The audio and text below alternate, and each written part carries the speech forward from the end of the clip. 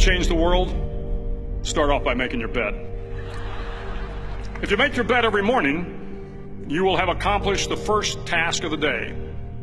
It will give you a small sense of pride, and it will encourage you to do another task, and another, and another. And by the end of the day, that one task completed will have turned into many tasks completed. Making your bed will also reinforce the fact that the little things in life matter. If you can't do the little things right, you'll never be able to do the big things right. And if by chance you have a miserable day, you will come home to a bed that is made, that you made. And a made bed gives you encouragement that tomorrow will be better. To pass SEAL training, there are a series of long swims that must be completed. One is the night swim. Before the swim, the instructors joyfully brief the students on all the species of sharks that inhabit the waters off San Clemente. They assure you, however, that no student has ever been eaten by a shark, at least not that they can remember. But you are also taught that if a shark begins to circle your position, stand your ground. Do not swim away. Do not act afraid. And if the shark, hungry for a midnight snack, darts towards you, then summons up all your strength and punch him in the snout, and he will turn and swim away. There are a lot of sharks in the world. If you hope to complete the swim, you will have to deal with them. So if you want to change the world, don't back down from the sharks. Over a few weeks of difficult training, my SEAL class, which started with 150 men, was down to just 42. There were now 6 boat crews of 7 men each. I was in the boat with the tall guys, but the best boat crew we had was made up of the little guys, the Munchkin crew, we called them. No one was over 5'5". The Munchkin boat crew had 1 American Indian, 1 African American, 1 Polish American, 1 Greek American, 1 Italian American, and 2 tough kids from the Midwest. They out-paddled, outran, and outswam all the other boat crews.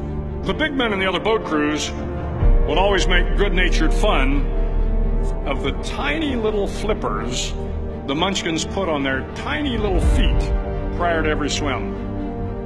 But somehow these little guys from every corner of the nation and the world always had the last laugh, swimming faster than everyone and reaching the shore long before the rest of us. SEAL training was a great equalizer. Nothing mattered but your will to succeed, not your color, not your ethnic background, not your education, not your social status.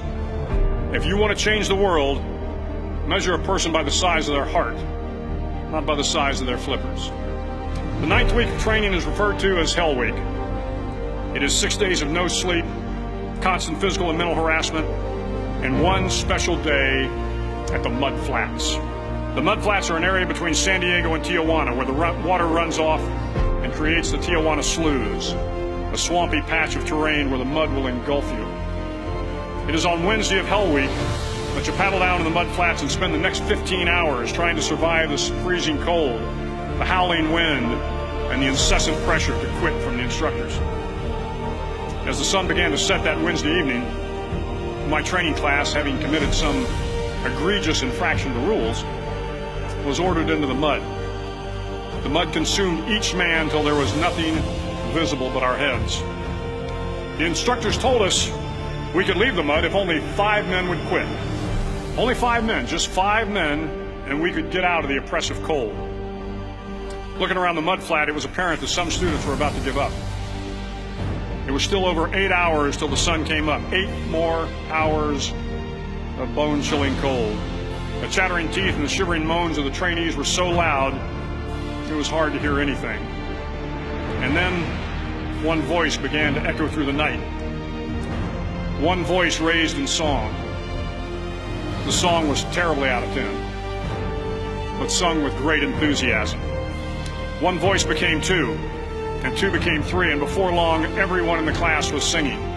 The instructors threatened us with more time in the mud if we kept up the singing, but the singing persisted, and somehow the mud seemed a little warmer, and the wind a little tamer, and the dawn not so far away. If I have learned anything in my time traveling the world, it is the power of hope. The power of one person, a Washington, a Lincoln, King, Mandela, and even a young girl from Pakistan, Malala. One person can change the world by giving people hope. So if you want to change the world, start each day with a task completed. Find someone to help you through life. Respect everyone. Know that life is not fair and that you will fail often. But if you take some risks, step up when the times are the toughest, face down the bullies, lift up the downtrodden, and never ever give up. If you do these things, the next generation and the generations that follow will live in a world far better than the one we have today. And what started here will indeed have changed the world for the better.